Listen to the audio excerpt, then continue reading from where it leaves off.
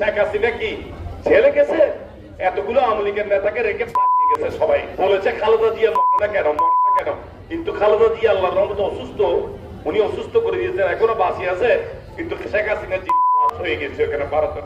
শেখ মুজিবুর রহমান স্বাধীনতা সংগ্রামের নেতৃত্ব দিয়েছিল, কিন্তু নেতৃত্ব দিয়েছিল, সংগ্রামের নেতৃত্ব দিয়েছিল, সংগ্রাম করে আন্দোলন করে দেশ স্বাধীন হয় নাই। দেশ স্বাধীন হয়েছিল যুদ্ধ করে, আর সেই যুদ্ধের ঘোষণা দিয়েছিলেন শহীদ রাষ্ট্রপতি জিয়াউর রহমান। আমরা সাহায্য দেওয়ার জন্য গিয়েছিলাম, আমাদেরকে যেতে দেওয়া হয় নাই ওই হাসান মাহমুদরা। এখানে স্বাধীনতার পক্ষের দুইটি শক্তি আছে, একটি হচ্ছে ছিল আওয়ামী লীগ, আর একটা হচ্ছে বিএনপি।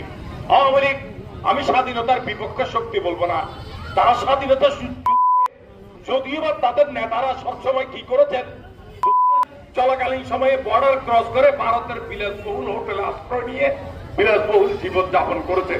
আওয়ামী লীগের নেতাদের মধ্যে কোন আছে সম্মুখ যুদ্ধে অবতীর্ণ হয়েছিল এবং কে আছে যে কোন সেক্টর কমান্ডার আছে? আপনি দেখেন একজন। আপনারা আমাদেরকে কখনো ভুল বুঝবেন না, আমরা স্বাধীনতার বিপক্ষের শক্তি নয়।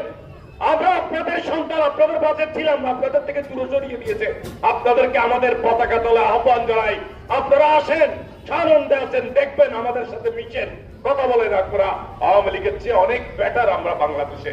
সেজন্য 16 বছর চেষ্টা করেও বিএনপিকে করতে পারে নাই।